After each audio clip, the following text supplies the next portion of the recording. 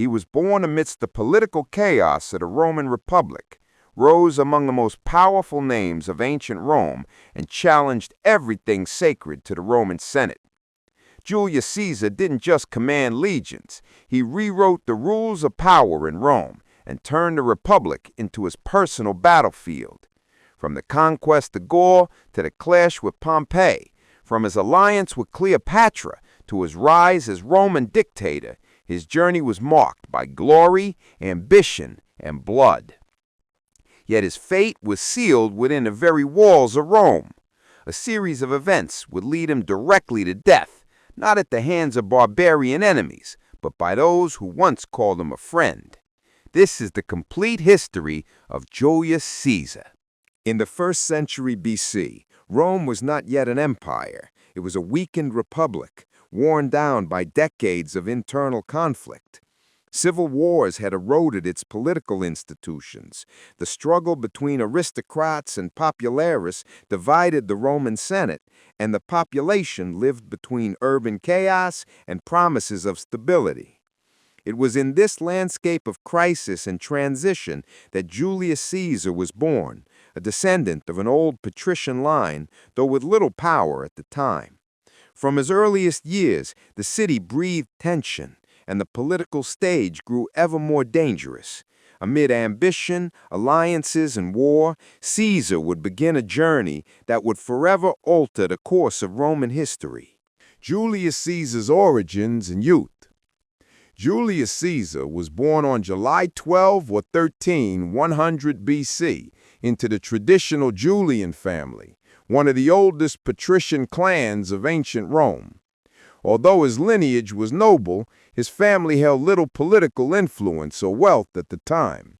His father, also named Gaius Julius Caesar, was a modest politician of the Roman Republic, and his mother, Aurelia, was known for her intelligence and strict morals. From an early age, Caesar was exposed to the customs of the Roman elite, the traditions of the Republic, and the value of oratory, which he would later master with distinction. During his childhood, Rome was in turmoil. The Roman Republic was plagued by instability, marked by conflicts between patricians and plebeians, land reforms, military crises, and internal threats to power in Rome. In this environment, Julius Caesar's education was shaped by Greek tutors who taught him literature, rhetoric, philosophy, and military strategy, a classical foundation for young men of noble families. His childhood, though privileged, was not free from political danger, as his family supported the populares, the faction opposed to the conservative Roman Senate. The first major disruption in his youth came with the death of his father, when Caesar was only 15 years old. Inheriting his father's name and responsibilities, the young Caesar became the head of the household. Soon after, he was appointed Flamen Dialis, priest of Jupiter, a role that came with strict restrictions, such as being forbidden to ride horses or touch weapons. This appointment resulted from his family's political alliances with the populares, especially with Marius, his uncle by marriage and one of the era's most influential generals. However, the rise of the dictator Sulla drastically altered Caesar's early path. When Sulla seized power and launched purges against his political enemies, Caesar became a target due to his connection to Marius. Sulla demanded that he divorce his wife, Cornelia, daughter of Cinna, another political opponent. Caesar refused. For this act of defiance, his property was confiscated, his priesthood revoked, and he was forced to flee Rome to save his life. During his forced exile, he traveled through various regions of the Roman world, including Bithynia in Asia Minor. To survive, he enlisted in the army, serving under military commanders and participating in combat campaigns. It was during this period that he demonstrated great courage and strategic skill, earning decorations for acts of bravery. The practical experience in war distanced him from the restrictions of priesthood and connected him to military reality, shaping his future vision of leadership.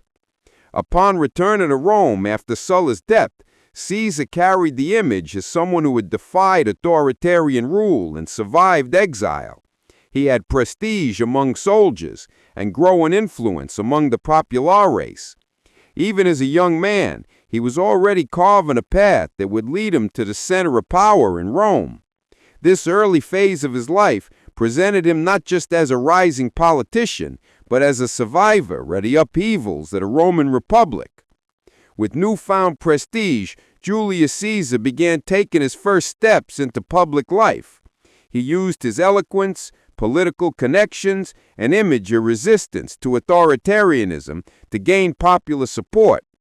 His noble upbringing, a youth marked by persecution, and his early acts of courage would shape not only the future Roman dictator, but the archetype of the Roman leader idealized for generations to come. Early ambition and the kidnapping that became legend.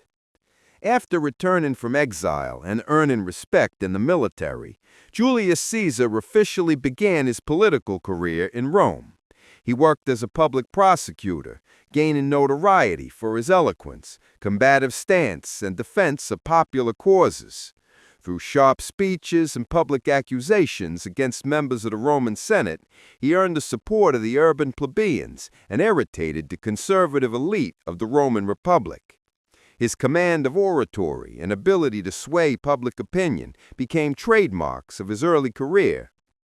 Despite his growing prestige, Caesar faced serious financial difficulties. To fund his political ambitions, he incurred heavy debts with powerful lenders, betting that future public offices would bring substantial rewards. This was a calculated risk. By indebting himself to influential figures such as Crassus, the wealthiest man in Rome, he began forming alliances that would later shape the course of Rome's history. Even early on, Caesar showed that his ambitions exceeded the conventional limits of the Republic. Around 75 BC, during a trip to Asia Minor, Julius Caesar was captured by Cilician pirates. During the kidnapping, which lasted about 40 days, he maintained an unexpected demeanor.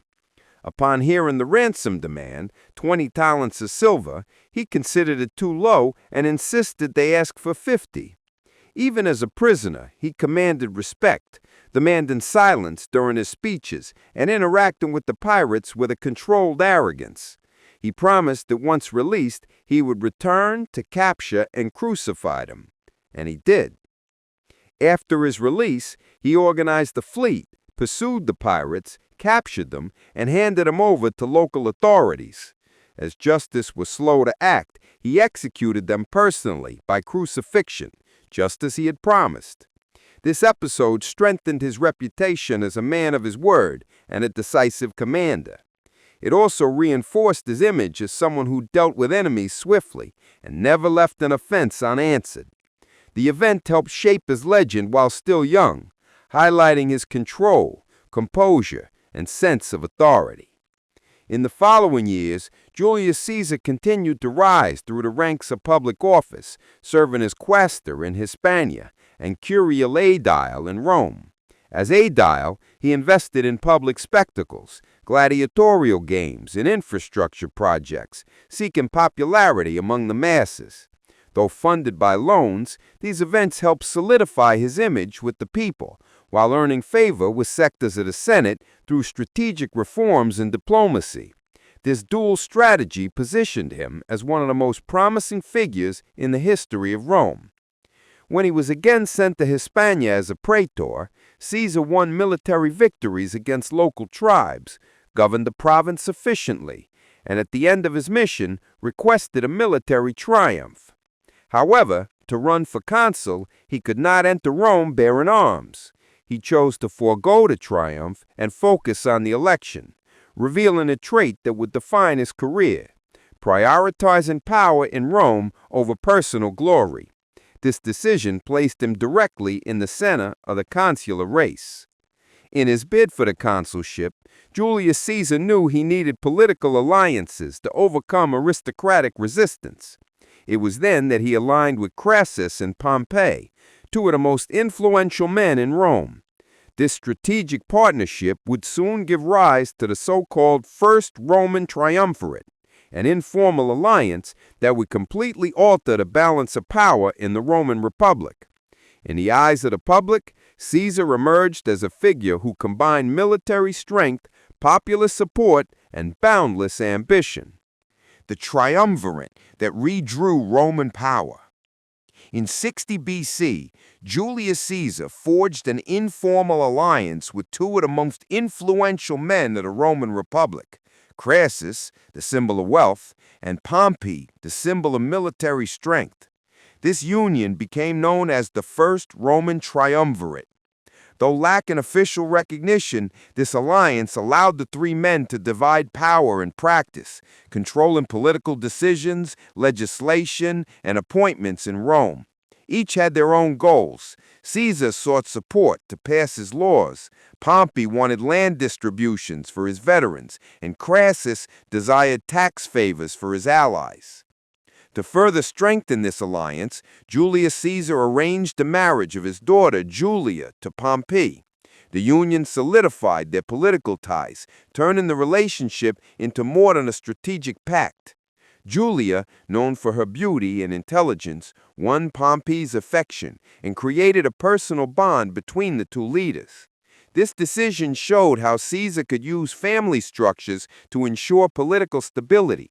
The marriage became a crucial pillar at his phase of power in Rome, while also boosting the prestige of Caesar's family. In 59 BC, Caesar was elected consul, the highest office of the Roman Republic. During his consulship, he promoted laws that favored the populares, such as land redistribution and debt regulation. Many of these actions were met with resistance from the Roman Senate, dominated by conservative aristocrats.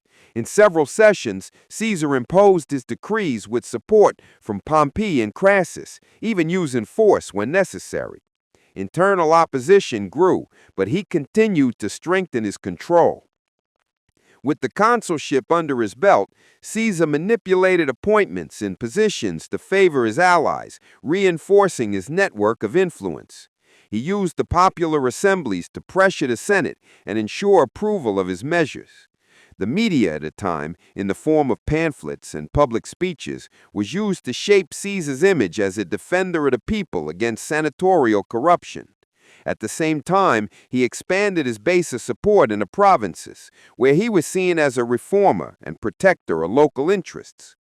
At the end of his consulship, instead of returning to civilian life, Caesar secured for himself the command of three provinces: Cisalpine Gaul, Transalpine Gaul, and Illyricum. The Senate approved this command for 5 years, granting him full authority over legions and military resources in the region. This move was orchestrated with the support of the Triumvirate, allowing Caesar to escape the growing political pressure in Rome and embark on a new phase of his life: war. The command of Gaul offered not only military power, but also wealth, influence, and the chance to achieve personal glory, something highly valued in Roman history. Caesar saw in this opportunity a way to increase his prestige while distancing himself from the mounting political tensions in Rome. With legions under his direct command, he was preparing to launch one of the most iconic campaigns in ancient history, the conquest of Gaul. At this point, the triumvirate still operated in balance, though tensions between its members were beginning to rise. Crassus sought his own spotlight, and Pompey felt overshadowed by Caesar. However, while Rome watched the political scene evolve, Julius Caesar marched toward Gaul, ready to write a new chapter in his journey. The focus shifted away from the Roman Senate and toward the battlefield. The brutal conquest of Gaul. In 58 BC, Julius Caesar launched his campaign in Gaul with the goal of expanding Roman control over a resource-rich but fragmented region. Gaul was not a unified entity, which worked to Caesar's advantage as he exploited internal divisions, unstable alliances, and rivalries among tribal leaders. In his initial incursions, he quickly defeated the Helvetius and the Suebi, gaining immediate prestige among his soldiers and in Rome. The conquest of Gaul was achieved not only through brute force, but also through diplomacy and strategy. Caesar offered protection to certain tribes in exchange for loyalty, while harshly suppressing any resistance. The campaign stretched over years, covering northern Gaul, the Atlantic coast, and the central regions. With each new stage, Caesar enhanced his reputation as an unbeatable commander, further solidifying his image as a military hero in the history of Rome. Alongside his military actions, Caesar wrote detailed reports of his campaigns, known as the Commentaries on the Gallic War. These texts, written in the third person, were regularly sent to Rome and served to keep his political presence alive from afar. He used these accounts to highlight his victories, justify his actions, and shape his image before the Roman Senate and the people. His skill in controlling his own narrative was crucial in maintaining popular support and resisting attempts by rivals to undermine him. The greatest challenge of his campaign came with the rebellion led by Vercingetorix, chief of the Arverni, who succeeded in uniting several Gallic tribes against Roman rule. Caesar responded swiftly, mobilizing his legions and engaging the rebels in a series of intense battles. The conflict culminated in the siege of Alesia in 52 BC, one of the most significant battles of the Roman wars. Even surrounded by a numerically superior force, Caesar employed ingenious tactics to entrap the Gauls and block reinforcements. Victory at Alesia sealed the fate of Gaul. Vercingetorix surrendered, was taken to Rome as a prisoner, and later paraded in a triumph. With the defeat of the Gallic forces, Caesar came to control the entire region. The conquest was not only military, but also symbolic. It asserted Rome's dominance over so-called barbarian peoples and elevated Caesar to the level of legendary figures in ancient Rome. This victory also filled his coffers, strengthening both his army and his political leverage.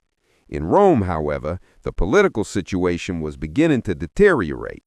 Crassus would soon die in a campaign in the east, and Pompey was drawing closer to the Roman Senate, which now viewed Caesar's growing power with concern. Gaul, once a stage for glory and conquest, was now becoming the point of rupture. While his reports circulated in Rome and his prestige became undeniable, Caesar watched from afar as the Triumvirate began to dissolve. Tensions with Pompey intensified, and the Senate began organizing efforts to limit his authority. The next battle would not be against barbarian tribes, it would be against former allies. Crossing the Rubicon and starting civil war. With the death of Crassus in 53 BC, the balance of the first Roman triumvirate was broken. Pompey, now widowed after the death of Julia, Julius Caesar's daughter, began distancing himself from the old alliance and aligning with the Roman Senate, which viewed Caesar's growing military and political power with increasing alarm. At the same time, Rome was sinking into instability, with factional disputes, rising street violence, and a vacuum of clear authority. In this context, Caesar remained in Gaul, yet his influence was felt across all levels of power in Rome. Fearing that Caesar would use his military prestige to enforce his will, the Roman Senate demanded that he disband his legions and return to Rome as a private citizen. The proposal initially included a similar requirement for Pompey, but the Senate, under pressure, withdrew that demand for him alone. This made it clear that the balance of power was shifting against Caesar.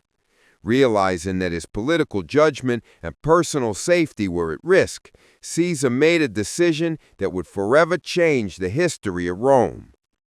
In 49 BC, Julius Caesar crossed the Rubicon River with his legion, violating Roman law that forbade generals from crossing that boundary while armed. According to accounts, upon deciding, he said, "The die is cast." This act marked the beginning of the Roman Civil War. By crossing the Rubicon, Caesar effectively declared that he would not obey the Senate's orders and was prepared to confront his opponents by force. The Roman Republic, which had long fought foreign enemies, was now at war with itself. The Senate's reaction was swift but disorganized. Many senators, including Pompey, fled Rome in haste, fearing the arrival of Caesar's troops. Without shedding a drop of blood, Caesar entered the city, where he was welcomed with popular support. The propaganda he had built over the years and his personal charisma earned him the backing of the urban plebeians and many officials. Within weeks, he controlled the main political centers of the Italian peninsula. Pompey withdrew to southern Italy and then sailed to Greece, where he aimed to reorganize his forces and gather support from the eastern provinces. Meanwhile, Caesar solidified his position, appointing new governors, reorganizing local institutions, and securing supplies for the capital. The Roman Senate, now fragmented, found itself powerless in the face of how quickly Caesar had taken control. The Civil War was no longer just a power struggle. It had become a clash between two competing visions for Rome. During this phase, Caesar demonstrated not only military skill, but also political flexibility. He pardoned enemies, spared cities, and tried to avoid massacres in order to present himself as a restorer of order. This approach earned him more allies with every step forward. However, his enemies viewed these actions as manipulation, accusing him of harboring ambitions of kingship, something unacceptable in the Roman Republic. While Pompey prepared his legions in Greece, Caesar faced the challenge of crossing the Adriatic Sea and fighting an enemy who was both numerically superior and strategically positioned. What had started with the simple crossing of a river had now become a decisive conflict over the future of Rome. The coming battle would pit former allies against each other, now leaders of opposing sides of the same nation. Pharsalus, the fall of Pompey. After securing control over Italy, Julius Caesar marched with his troops toward Greece to confront Pompey, who had taken refuge there with the backing of senators and commanders loyal to the Roman Senate. Pompey had a numerically superior army, including experienced legions and reinforcements from the eastern provinces. Meanwhile, Caesar faced logistical challenges, including supply shortages, naval blockades, and local resistance. Despite these disadvantages, Caesar once again demonstrated his strategic brilliance. He maneuvered his troops swiftly, used the terrain to his advantage, and maintained high morale among soldiers who followed him with absolute loyalty. The Roman Civil War would reach its climax in 48 BC on the plains of Pharsalus, where the two former allies met in one of the most decisive battles in Roman history. Caesar had fewer soldiers, but trusted in his legion's discipline and his ability to outmaneuver the enemy. At the Battle of Pharsalus, Pompey adopted a defensive stance, expecting Caesar's troops to wear down from fatigue. However, Caesar ordered an unexpected maneuver, opening space in the center of his formation to lure an attack, and then counterattacking from the flanks. The strategy worked. Pompey, unprepared for the shift, saw his lines collapse and his army fall into disarray. Caesar's victory was total, and Pompey's forces scattered in retreat. Following his defeat, Pompey fled to Egypt, hoping to find political refuge with young King Ptolemy XIII, heir to the Egyptian throne. However, the Egyptians' advisors, fearing Caesar's retaliation, decided to execute Pompey as a gesture of submission to the new Roman leader. Pompey was killed upon landing on Egyptian soil, and his head was sent to Caesar as a political offering. The Egyptians believed they were pleasing the man who now ruled Rome.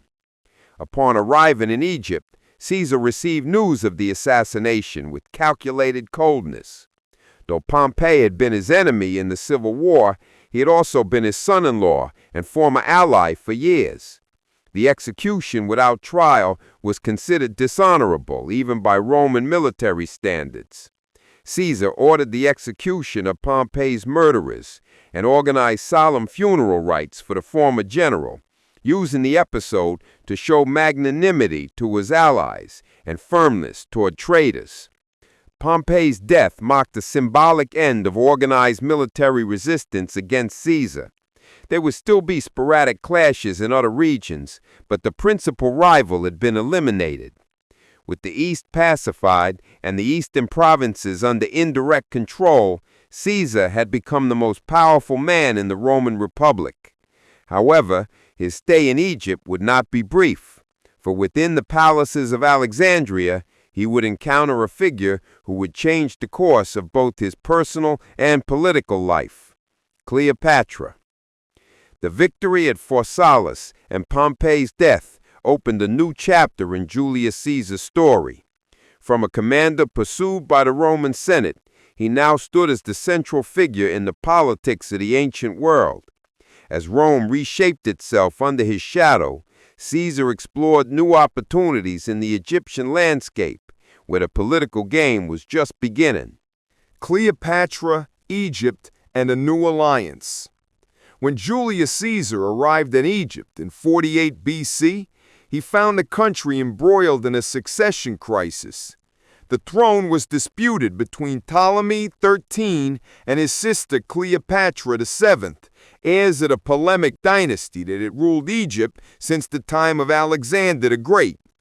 Both had been appointed to reign jointly, but a power struggle had driven Cleopatra into exile.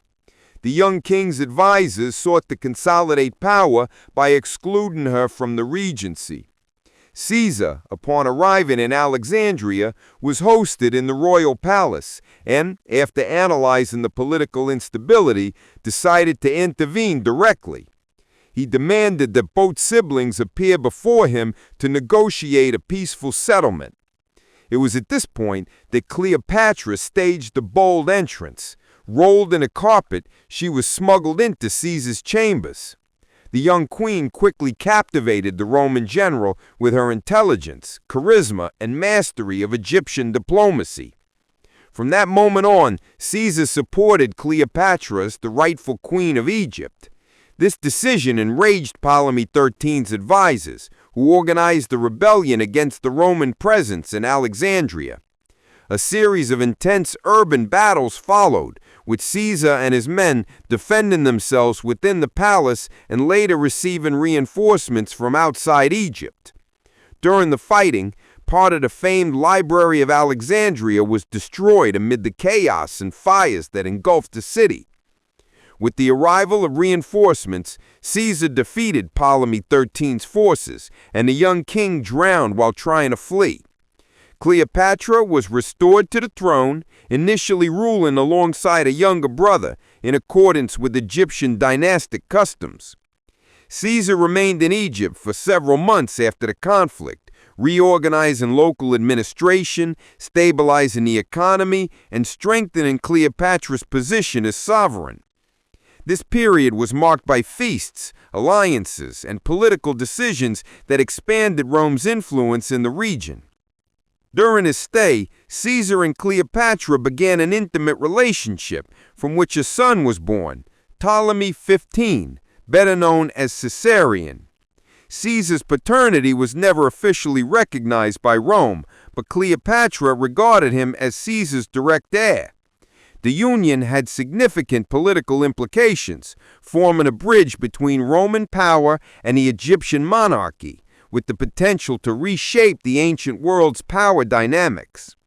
The relationship with Cleopatra drew criticism in Rome, when many senators viewed Caesar's extended stay in Egypt with suspicion and feared he was abandoning the principles of the Roman Republic in favor of an Eastern-style monarchy.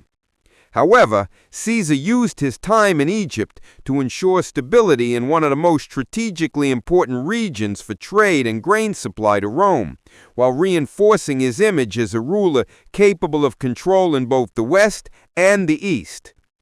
After about 9 months in Egypt, Julius Caesar departed for Asia Minor, where new military threats were emerging. His alliance with Cleopatra remained firm, and the Egyptian queen would continue to hold influence in the years to come. The Roman general, meanwhile, returned to the continent, carrying victories, alliances, and more power than any man in the history of Rome had held up to that point. From there, he would begin turning his authority into total domination. The dictator who transformed the republic. After his time in Egypt, Julius Caesar campaigned in Asia Minor, where he swiftly defeated Pharnaces II of Pontus. The victory was so quick that it inspired his famous phrase, Veni, Vidi, Vici. I came, I saw, I conquered. He then returned to Africa to confront the last remnants of the senatorial faction, led by Cato and Metellus Scipio. With a series of victories, Caesar eliminated the organized resistance against his rule.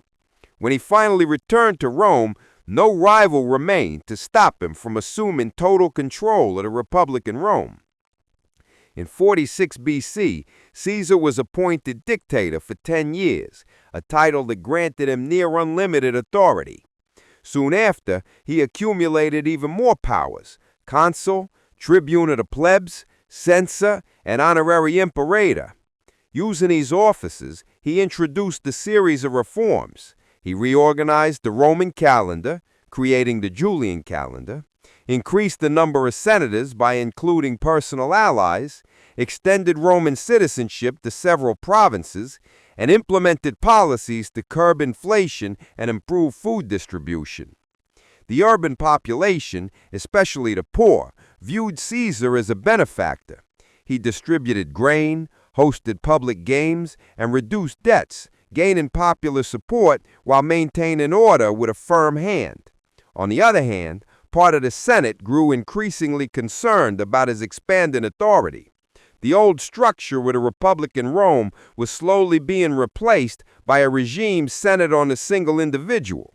The Senate, once sovereign, now merely ratified decisions already made by Caesar.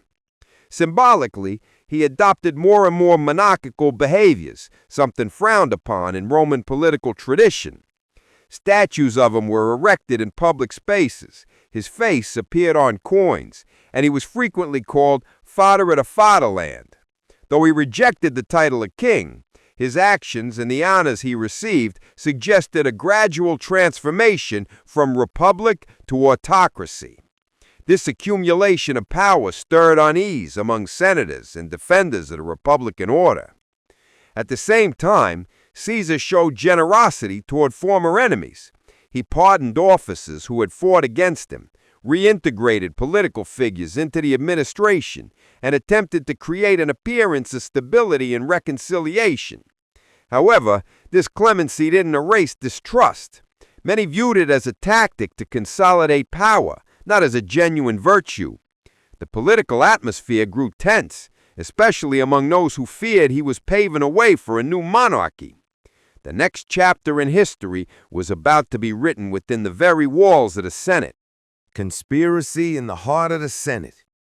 As the months passed, Julius Caesar accumulated more titles and honors. In 44 BC, he was appointed dictator for life, an unprecedented position that symbolized his supreme and perpetual authority over the Roman Republic. This move became the tipping point for many who no longer viewed him as a restorer of order, but as a disguised monarch. The word king, once avoided publicly, began to be whispered through the corridors of the Roman Senate. Caesar was the most powerful figure in ancient Rome, but also the most isolated. Though he still enjoyed popular support and military control, many of his former allies began to view him with suspicion.